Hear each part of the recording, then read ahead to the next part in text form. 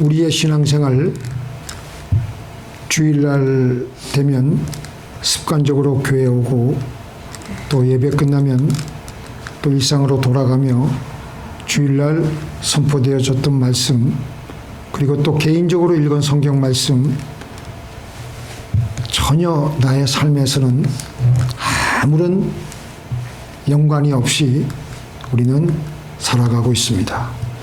예배 시간 때에는 와서 어떤 때는 감동을 받기도 하는데 도무지 우리의 생활에서 그 말씀대로 살지 않기 때문에 하나님과의 인격적인 관계가 이루어지지를 않습니다.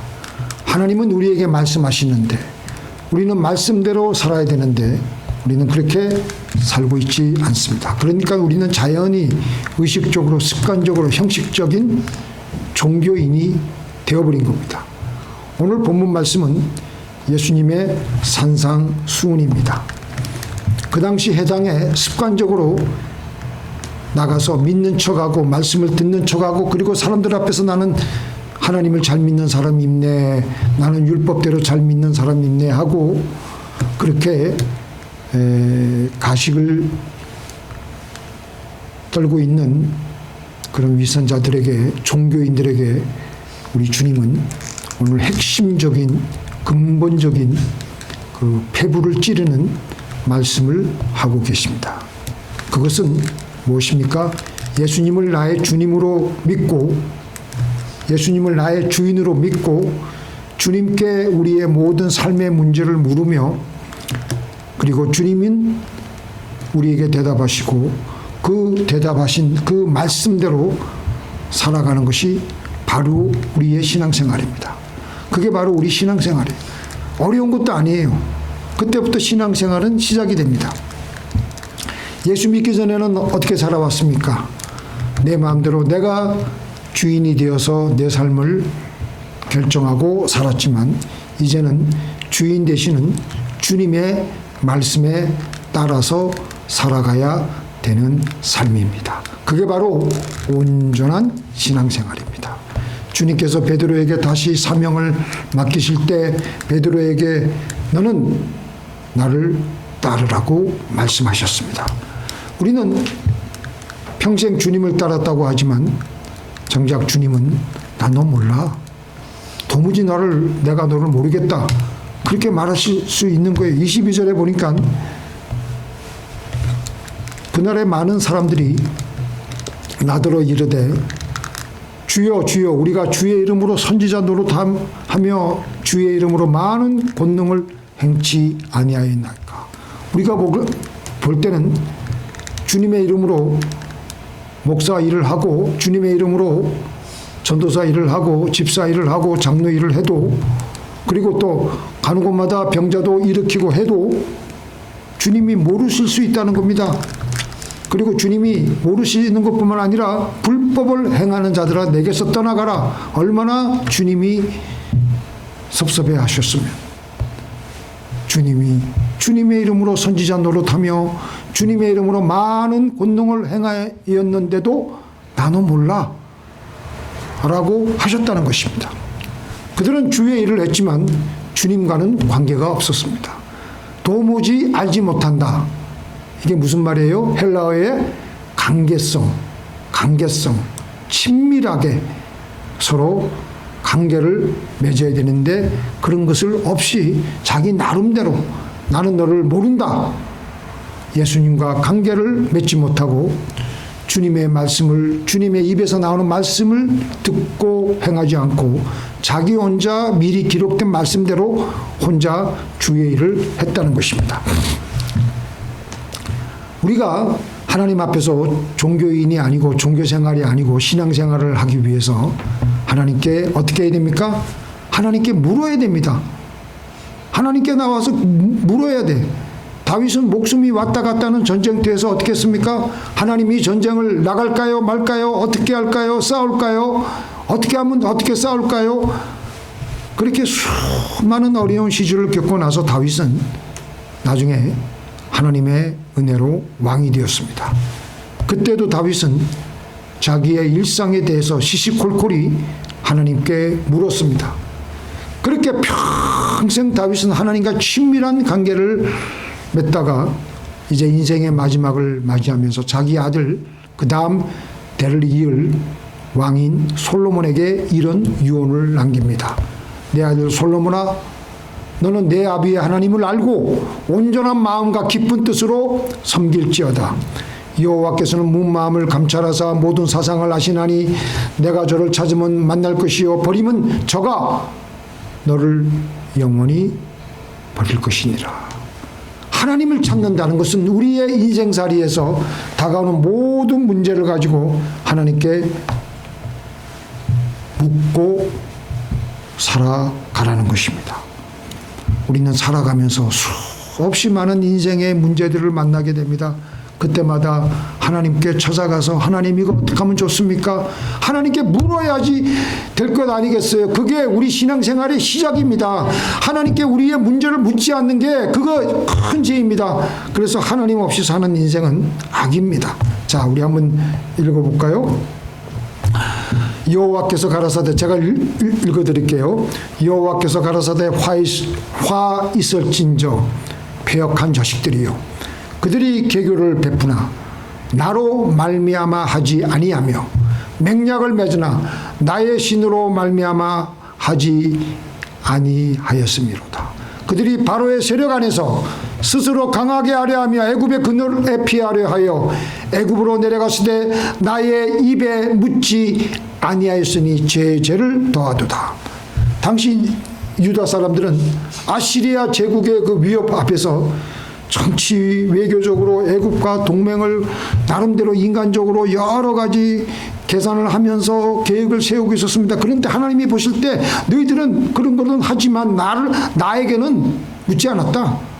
하나님께 묻지를 않고 하나님과 관련된 인생을 살지 않는 것은 다 죄를 더하는 것이라는 것입니다.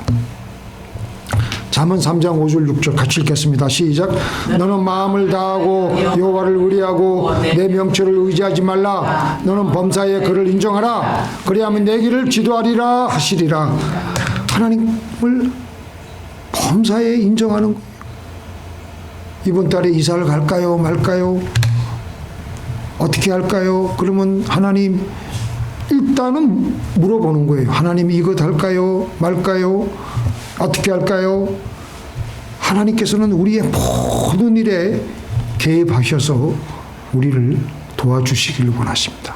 하나님은 남이 아니에요. 하나님은 우리의 친아버지이십니다. 이 땅에 계신 우리의 육신의 아버지는 돌아가시면 그때부터 우리의 혈연 관계는 끝나지만 하나님은 영원토록 우리에게 친아버지이십니다.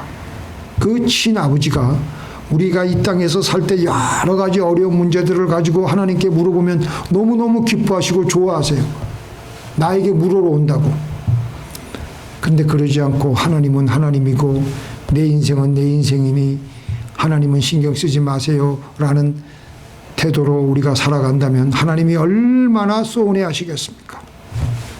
그래서 자, 이제 이렇게 물었으면 어떻게 해야 되겠습니까? 하나님의 대답을 어떻게 해야 된다고요? 예? 하나님의 대답을 들어야 돼. 하나님의 대답을 듣기 위해서 우리는 먼저 하나님 앞에 겸손한 마음으로 열린 마음으로 나가야 됩니다. 내 생각과 내 고집으로 가득 차 있고요. 내가 미리 결론을 다 내려놓고 나가면요. 들릴 말씀도 들리지는 않습니다. 내 생각이 최고야. 내가 딱 미리 결론해놓고 딱 미리 내가 미리 내 삶의 모든 인생의 답을 정해놓고 나가면요. 하나님은 말씀하시지 않아요. 하나님이 말씀하셔도 들리진 않아요. 사울이 그랬습니다. 사울이 교만해가지고 자기가 미리 인생의 자기 삶의 모든 문제의 그 모든 문제의 해결책을 자기 나름대로 갖고 미리 갖고 교만한 마음으로 나가니까 불순종하며 나가니까 하나님이 그에게 말씀하시지 않으실 뿐만 아니라 말씀하셔도 들리지는 않습니다. 그래서 우리는 하나님 앞에 나갈 때는요, 내 마음을 탁 비우고 하나님 주의 종이 듣겠나이다. 말씀하여 주옵소서. 그리고 나에게 아직도 회개하지 않은 죄가 있으면 회개하고요. 하나님 용서하여 주옵소서. 그리고 죄를 회개하고 나가면요, 주의 종이 듣겠나이다. 그러면 하나님의 말씀이 들립니다. 우리는 영적인 존재이기 때문에 하나님의 음성을 들을 수가 있습니다. 때로는 운전하다가 하나님의 음성을 듣기도 하고, 말씀을 읽다가 갑자기 그 말씀이 다른 때는 별 내 마음에 감동이 없었는데 그날따라 그 말씀이 감동이 오고 막 그럴 때가 있어요. 아, 이건 하나님이 지금 나에게 주시는 말씀이구나. 그게 이제 레마예요, 레마. 또 찬양할 때 찬양의 어떤 구절이 강력하게 내 마음을 흔들어 놔요. 그래서 하나님께서 우리에게 이렇게 말씀을 들려주실 때는요, 마음에 확실한 믿음과 평안으로 우리의 마음에 다가옵니다. 그래서 이거는 이거는 하나님의 음성이구나. 또 하나님의 대답은요, 언제나 성경의 원칙과 일치합니다. 이렇게 우리는 하나님의 음성을 사모함으로 이거는 하나님이 지금 나에게 말씀하시는구나. 하나님이 우리 안에 계시기 때문에 생각으로 말씀하시는 것을 우리는 알아차려야 됩니다. 이건 내 생각이 아니야. 하나님이 지금 나에게 주시는 생각이야. 우리는 알아차려야 됩니다. 자, 세 번째.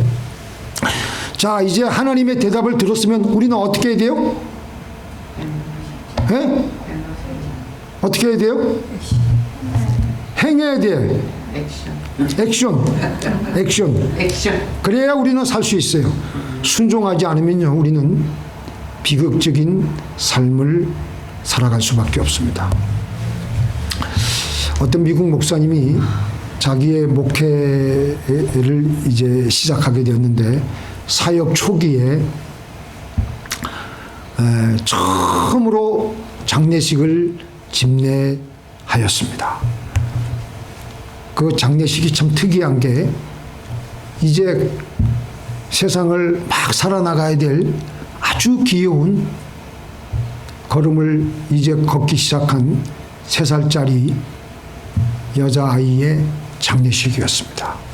이 젊은 목사가 이 젊은 여자아이의, 이 아주 젊은 여자가 아니라 아주 어린 여자아이의 장례식을 이제 집례하면서 그 아이가 세상에 태어났을 때를 기억하면서 슬퍼하고 있는 그 유족들에게, 그 아버지 엄마, 그 젊은 아버지 엄마에게 어떻게 위로하느냐 하면서 장례식을 집례하게 되었습니다.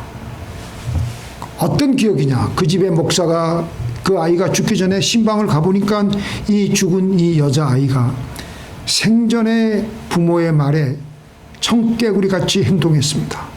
앉으라 하면 쓰고, 이리 가라 하면 저리 가고. 그런데 이 아이의 엄마 아버지는요, 이 아이의 그런 청개구리 같은 행동을 그저 귀엽다고만 하며 그 아이의 그런 행동에 즐거워하고 기뻐하고 배꼽을 잡고 웃고 그렇게 행복해했습니다. 어느 날 그 집 앞마당 문이 열렸는데 그 아이가 그 앞마당 문이 열린 틈을 타서 그 앞마당을 빠져나가 찻길로 걸어가는 거예요. 그런데 그때 마침 다른 방향에서 차 한 대가 아주 빠른 속력으로 질주하고 있는 겁니다. 이 긴박한 상황에서 이 어린 딸은 길에 스트릿 파킹한 차들 사이로 빠져나가 차가 오고 있는데도 겁없이 찻길로 서슴없이 아장아장 뛰듯이 걸어가고 있는 것입니다. 그때 이 부모는 다급하게, 이 젊은 부모는 다급하게 안 돼, 돌아와! 부모가 한 목소리로 어린 딸에게 소리쳤습니다. 아이는 잠깐 서서 부모를 보고 씩 웃더니 다시 돌아서서는 찻길로 계속 뛰어들자마자 차는 아이를 세차게 들이받고 말았던 것입니다. 기겁한 부모가 허겁지겁 어린 딸을 병원에 데리고 갔지만 아이는 결국 죽게 되었던 것입니다. 한 어린 여자아이가 부모의 말에 순종하도록 훈련되어 있지 않아서 일어난 비극적인 사건이었습니다. 마찬가지로 우리도 하나님의 대답이 들릴 때에, 하나님의 음성이 들릴 때에 이리로 가라고 했는데 시굽고 대수롭지 않게 여기며 청개구리 같이 생각하고 행동할 때 어떤 일이 우리에게 일어날 수 있겠습니까? 하나님의 음성을 듣고 순종하는 것이 우리에게는 생명입니다. 말씀을 들으면 살고 듣지 않으면 죽습니다. 믿습니까? 제가 읽어드릴게요. 같이 시작. 내가 오늘날 천지를 불러서 너에게 증거로 삼노라. 내가 생명과 사망과 축복과 저주를 내 앞에 두었은즉 너와 내 자손이 살기 위하여 생명을 택하고 내 하나님 여호와를 사랑하고 그 말씀을 순종하여 또 그에게 부종하라. 그는 내 생명이시요. 하나님의 음성을 듣고 그분 말씀대로 살아가는 것이 우리에게 생명이라는 것입니다. 하나님의 말씀을 듣고 순종하면 하나님과 나 사이는 점점 더 깊어지는 관계가 되며 내 안에 있는 성령은 소멸되지 않고 더 강하게 내 안에서 임재하십니다. 그래서 요한복음 14장 23절에 보니까 사람이 나를 사랑하면 내 말을 지키리니 내 아버지께서 저를 사랑하실 것이요 우리가 그에게 가서 거처를 그와 함께 하리라. 사도행전 5장 32절 하나님이 자기를 순종하는 사람들에게 주신 성령이라. 순종하니까 하나님의 말씀대로 살아가니까 내 안에 계신 성령님은 안 보이잖아요. 그러나 내가 하나님 그 내 안에 있는 영의 말씀대로 살아갈 때 내 안에 있는 영은 활성화가 되고 분명하게 역사하시는 겁니다. 우리가 그걸 느낄 수가 있습니다. 그래서 우리는 더욱더 순종하니까 세월이 가면 갈수록 하나님과 나 사이는 더욱더 깊어지게 되는 것이고 하나님의 사랑이 하나님이 지금 나와 함께하는 것을 늘 느끼며 사니까 그렇게 좋을 수가 없는 거예요. 그렇게. 그래서 아브라함이 하나님과 처음 관계를 맺기 시작할 때는요, 저 사람이 우리 무슨 믿음의 조상 아버지인가 라고 우리가 손가락질할 만한 그런 사람이었습니다. 그런데 그를 하나님이 그때부터 훈련시키시는 거예요. 때로는 아브라함도 인간적이고 자기 부인도 팔아먹고 여러 가지 우리보다 더 못한 점들도 많았어요. 그래도 하나님이 그를 훈련시키면서 그와 계속 관계를 맺으면서 아브라함도 뼈저린 후회를 하고 해결을 하고 하나님을 따라가며 하나님 말씀대로 살아가 보니까 정말 하나님은 한 번도 약속을 저버리지 아니하시고 하나님의 축복을 아브라함이 받으니까 나중에는요, 하나님께서 아브라함에게 뭐라고 하셨어요? 내 독자 이삭을 어떻게 하라고요?